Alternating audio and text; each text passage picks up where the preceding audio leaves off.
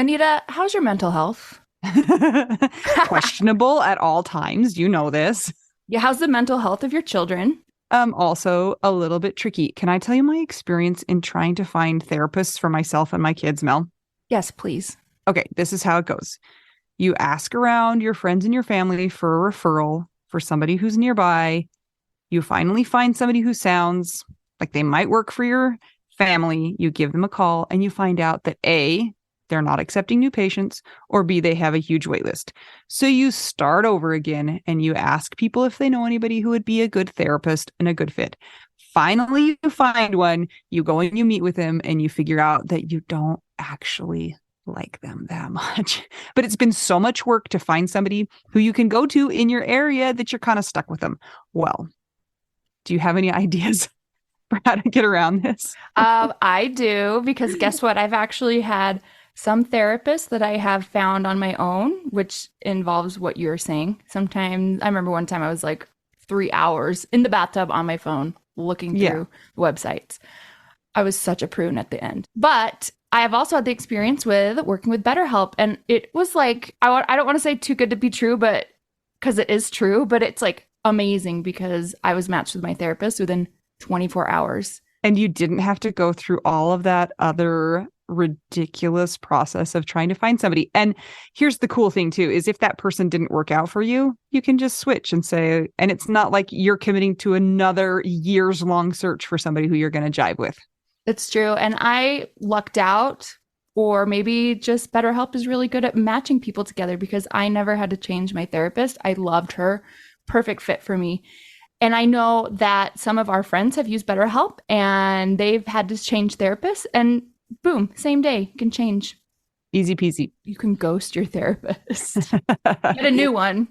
I love this idea. BetterHelp is one of our sponsors. If you use our promo code trybetterhelp.com/WWDN, you get 10% off your first month. And we totally recommend it.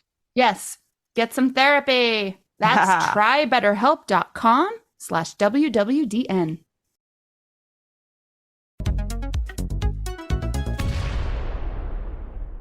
Welcome to prison. I feel like I'm in prison sometimes. Hello, Look, Melba Toast Shore. Hi, and Scotty. hello, Anita Massage. I do. Mel, what are we going to talk about today? I think we're talking about possessions. Is that right? Yeah. Okay.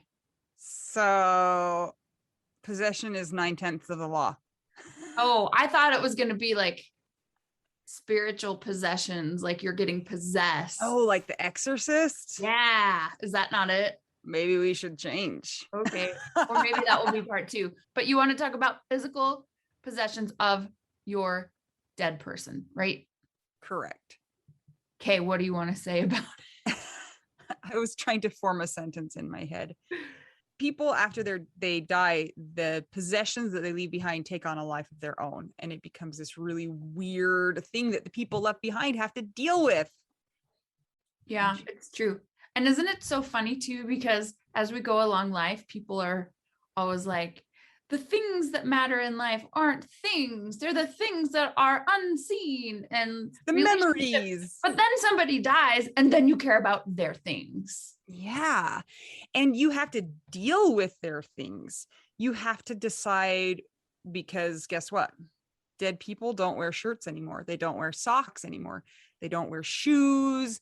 They don't ride bikes. And so you're left with all of this stuff that you have to decide what to do with it. And there's an incredible amount of outside pressure to do the right thing with the right timing. Like a lot of people will try and push you into getting rid of their stuff before you're ready to, or people want, can I have their whatever, or, things like that. Yeah. It's a whole bag of fun. Do you want to tell us what you did with Scott's stuff right after he died, or just in the time between when he died and now? Sure. Scott had so many kitchen utensils and gadgets. That's so why much. we're soul sisters. You and Scott are soul Yes. sisters. It's Yes. true. And so when he died, I had all this kitchen stuff. I'm kind of the type that's like, give me a pan and a fork and a knife and a plate, paper plates, maybe. So I was left with all these things, and I'm like, oh man, like they remind me of Scott, but there's so many things. Like, what am I going to do with them? Like, also, I don't even want to eat food. Why would I want to make food anymore? So I also had to move out of our house within the first 6 months because the place where we were renting from was like, we're selling the house, get out. Like, oh gosh. So I really had to like do this soon. So what I ended up doing with some of his kitchen stuff is his nephew wanted to learn how to make cakes because Scott also made cakes. So I let him have some of those things so that they could have the memories. And then if they were not going to take the things, I didn't feel like selling them because that was too much. I kind of had people, I know, I had people like waiting in the wings that were like, I will take that of Scott's. Are you kidding? He has all this Williams Sonoma stuff. So, so that's what I did with this cooking stuff. And I didn't care about it. But we do, like my mom has a pan. We have some of his things. And it's funny because still you don't wash pans, but sometimes if you're lazy, you're like, I'm going to wash this pan in the dishwasher. That's what I mean. You don't wash pans in the dishwasher. Yeah. And every time we put it in the sink to wash it, we're just like, don't ever put it in the dishwasher. And we're like, Scott's somewhere haunting. So we think about him when we see the pan, but I did get rid of a lot of stuff because it's just so much stuff. And like, I had to move out and I didn't really have a permanent place for a while after moving out. So yes, Anita. Do you think you would have gotten rid of his stuff so quickly if you didn't have to move out, or would you just kind of sat on it and not done anything with it? I would have done nothing with it because I didn't have to. So it kind of forced you. It forced me to. I had to box up all his shirts and all those things. So I do have a box still of his shirts in case I want to make the bears or whatever, that people make. But he had like a weight set. He had all sorts of things. And it was stressful to know what to do with him, but I was so in shock from him dying, and also kind of just like, this is so ridiculous that I personally don't attach a lot of memories and feelings to objects, like maybe one or two, but not all of it. So I might be on the not as common end of a spectrum of feeling super bad about getting rid of things, because it just helped me to get the clutter out. But you have a different story. Also, remember, me and Scott were only together 2 years. I don't think you're abnormal. I think that there are a lot of people on that spectrum who want to kind of move through it quickly so they don't have to do it and later, and the objects don't really mean that much to them. Maybe. I don't think that that's weird. I mean, you're weird, but I don't think it's weird that you have that. We know people in the Widow Wives Club who have been like that. For me, I didn't have to move. I didn't have to go anywhere. Jason's shirts are still in the closet. It's been almost 3 years. And the only time that I have moved stuff, this is kind of, it makes me feel selfish, but kind of, I'm like, this is a good way to do it too, is, for instance, I moved all the stuff out of his drawers when I was like, why am I stuffing all of my stuff into these drawers over here when there's this perfectly good set of drawers that really isn't being used? So that's when I cleaned out his socks. Right after he died, though, I did go through the closet and I threw away all of the shirts of his that I hated, because there was a few that I was like, I hate this shirt, gone. And that was really easy. And it was kind of like, I'm mad at you. I'm getting rid of this shirt. I've always hated it anyway. I have 4 of his bikes are still hung up in the garage, and I don't know what I'm ever going to do with them, if I'm ever going to do anything with them, or if I'm just going to leave them until I come upon somebody who needs it, or I need the space. I was, though, the other day, Mel, watching the show Hoarders, because sometimes I watch that to make myself feel better about my own life and my own house with my crazy kids. I'm like, okay, at least it's not like that. And there was a lady whose son had died. It had been many, many years, and they had kept the bedroom and all of his stuff in it. And I was like, oh, at what point in time does it become disordered that you don't get rid of their stuff? Do you know what I'm saying? Mm-hmm. And I don't know the answer to that question. I wonder if it's just if it's interrupting your your life and how you function, or if there's a point where it's like, okay, they're gone, keeping their stuff in its same place is weird or unhealthy in a way. What if you keep all their stuff, but you put it in a storage shed for years and then you're paying a ton of money to a storage shed company and you're like, it's just stuff. And it's like, you don't want to get rid of it, but you don't want to keep paying for it. Like there are a lot of questions that will go through people's minds. And I have another question. Yes, Tiny Hand Mel in the front row. Scott worked with theater people because he was a director and with kids and with casts. And Jason, you're going to say cats.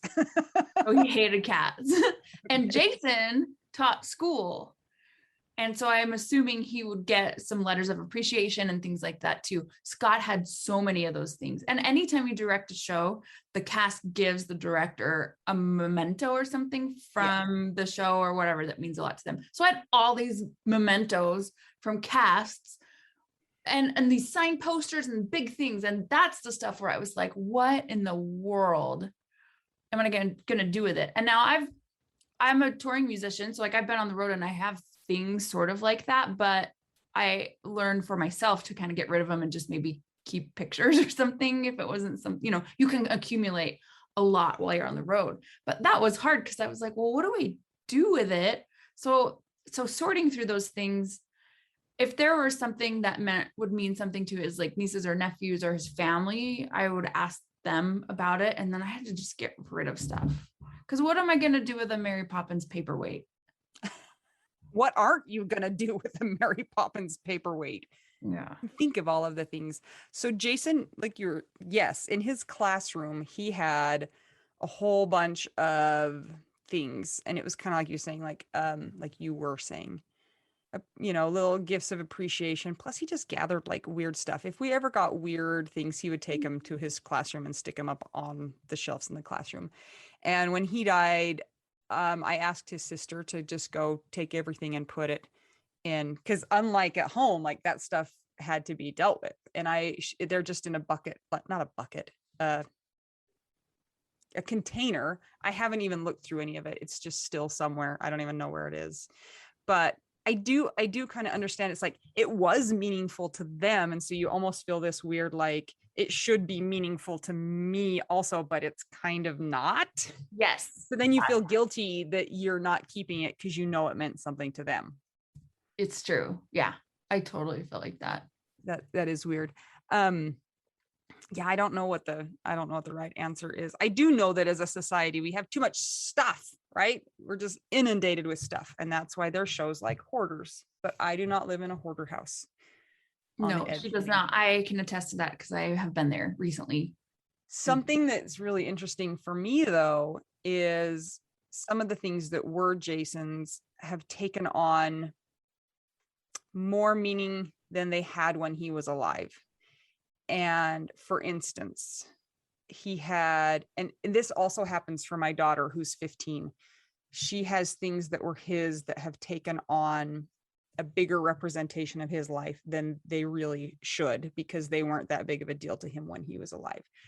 But he loved comic books, and he had a book about comic books, and one of the pages got torn out. And I would not have cared about this book one single iota before he died.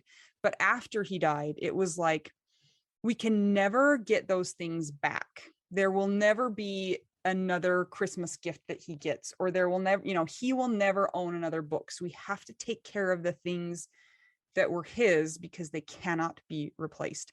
So my kids will find me like going nuts on them for breaking or not being respectful enough. I'm doing this a lot today. Respectful enough of some of his possessions, because in my mind, they hold greater weight than they would have if he was still alive. Does that make any sense? Do they hold as much weight as a Mary Poppins paperweight? I wish I had the Mary Poppins paperweight. That would have been cool. Actually, my kids probably would have just like thrown it at each other. So yeah, I mean, it makes sense. I wonder what point can we get to where it's an unhealthy thing, and to where we are not taking a look at our own life and living our own life. Mm-hmm. Because that's exactly what I was wondering when I was watching Hoarders. I was like, is the fact that his clothes are still in the closet, does that mean that I'm not moving through my grief? Does it mean I'm stuck? That word pops up a lot and I don't know what it means. It's something that we kind of talk about every so often. I mean, I would say if it's been like 60 years and you still have the clothes in there, maybe that's something to take a look at. But what about 59 years? I mean, there probably isn't a line. There probably isn't, it's probably more about how it's affecting your mentality and how you're living your life now, like you said. It's a gradient, Anita. Yeah. So yeah, that's what I think too. It's like, it's going to be individual for each person, but I do believe that there are things we can look at within ourselves to know if holding on to somebody's possession is helping us to either move forward or holding us back. Or if it's just neutral, is it just because you're busy and you don't really need to take care of it, so you're just not going to worry about it and it doesn't really affect you one way or the other? Yeah, it could be that too.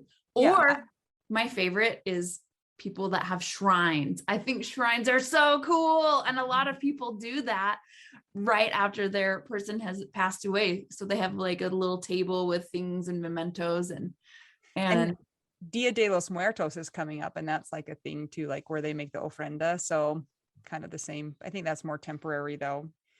Another consideration that I have that you might not have like conceptualized, maybe a little bit for your nieces and nephews, is I don't want to get rid of stuff and then find that my kids wanted a connection to their dad. So for instance, like Jason's suits, my boys are too small to wear them now, but in a few years they might be big enough and might appreciate having something like that of his. And how do you differentiate what's going to be meaningful to somebody in a few years when all that they care about right now is eating candy and, Pokemon? Yeah.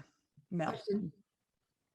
What if you, as the mom, went through and you selected one thing for each kid? Like, okay, here's one suit for each boy. Yeah. Here's one baseball glove, whatever. Here's one bike, or because they won't know what they're missing.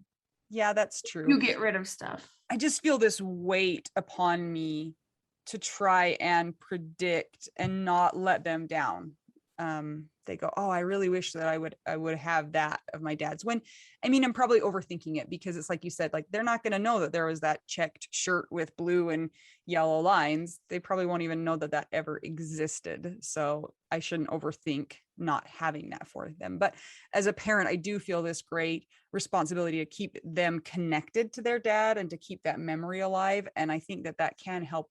That can happen with possessions, with things that person owned.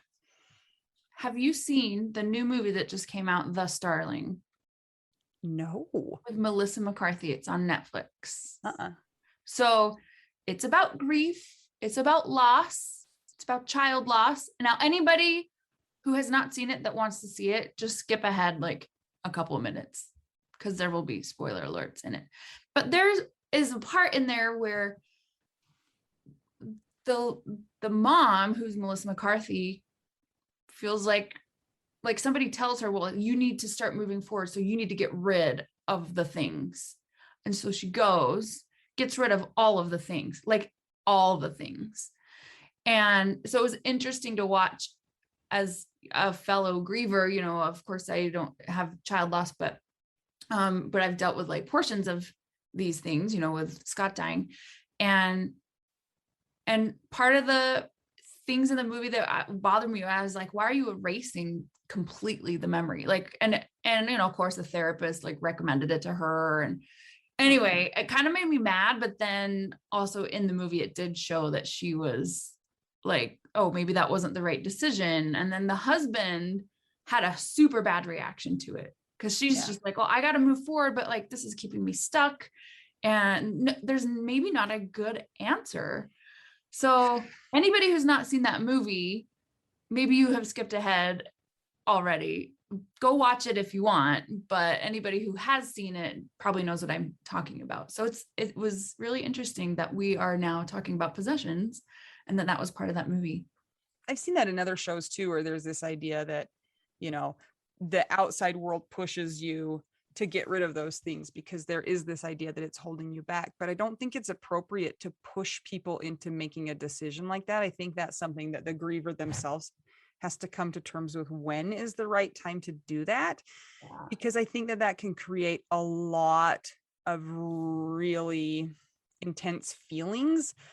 First of all, that they've gotten rid of something and they can't get it back. And second of all, that they weren't the one who initiated that choice. So, I mean, and there are some outside scenarios that will force a person, like when your house is moved, like you have to go through those things. But for the most part, I think it should be up to the person when they want to do that, which gets a little bit tricky when you start adding in kids and, you know, the parents of your person and the siblings and all of the people who want to get in on that. But I know a lot of people who have given away things of their spouse quickly, and then they regret doing that and not taking some time to really be considerate about what they would like to keep and how they would like to go about dispersing the items. Yeah, there's a reason why it's recommended to not make any big decisions like that if you can help it for about 2 years. Yeah. Your brain's just like bleh. Mush. Yeah. Here's another thing. In-laws fighting over possessions that the spouse has. Mm-hmm. That's why I just think you just say, like, I mean, this is not going to work for everybody, but just like, I'm not doing anything right now, guys. You know, when I'm ready to do this, then we can have that discussion about what you can have, and hopefully they can be respectful of that. But that's, we're thrown into a lot of really terrible things that we did not ask for. Have you listened to the podcast Confronting O.J. Simpson by Kim Goldman? No. I'm throwing all sorts of things at the I know. Mel's like, listen to my eclectic tastes. This is reminding me of it because there is a therapist in there that's an expert, and he has lost his son, and he tells a story because they're talking about grief, because Kim Goldman lost her brother, and there's all sorts of, you know, relatable things in there. And then of course, all of the crazy stuff that went with that case. So they do talk about grief and moving through grief and like how it is like certain years versus other years. And the therapist mentioned a story about a t-shirt that his son had, and the girlfriend of his son wanted to keep it. And she's like, please, can I just keep it? And he was really hesitant, and he inside was like screaming, no, why? I don't want to give it to you. I don't want you to have it. But he did. And he goes, I'm so glad that I did, because then a year or two later, she came to me and was like, okay, I've had it for long enough. I don't feel like it's mine anymore. I'm giving it back. So then she gave it back to him. And then it's kind of a cool story because it ends up that he starts seeing this shirt everywhere after she gave it back to him. So it was kind of like a sign that he was still there. So there can be ways to work things out to where it's not like, this is mine, or maybe things can be shared, but it's hard. It's a time of high emotion for everybody. Everybody's lost a person in a death, and it's a crapshoot. Some things go okay, some don't. I feel like with Scott's family, all of us are kind of just like, do you want this? Do you want this? So it was relatively easy to deal with things like that. And then there's some people who are like, please take some of this stuff. And everybody's like, I don't want it. Like, that's what's going to happen when my grandparents die.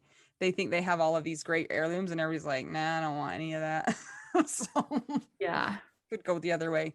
I'm interested to hear what the people listening, how they've dealt with possessions, if they feel like it's something that's kept them stuck, if they were in a rush, if they felt compelled to do it, or if they've done it on their own timeline, or if they haven't done it at all. So tell us all about your experiences with possessions. If you have regrets, or if you think you did it the right way, good job.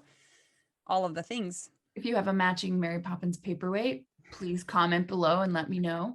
And if you have not joined our Widow Wives Club yet on Facebook, please do so. It's free, and we have a great supportive community. It's for widowers and widows only, and those mean anybody who has experienced partner loss. I'm Anita. I'm Mel. We're two young widows. One of us used to have a Mary Poppins paperweight.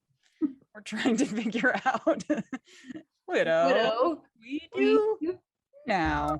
Oh, let's go fly a kite.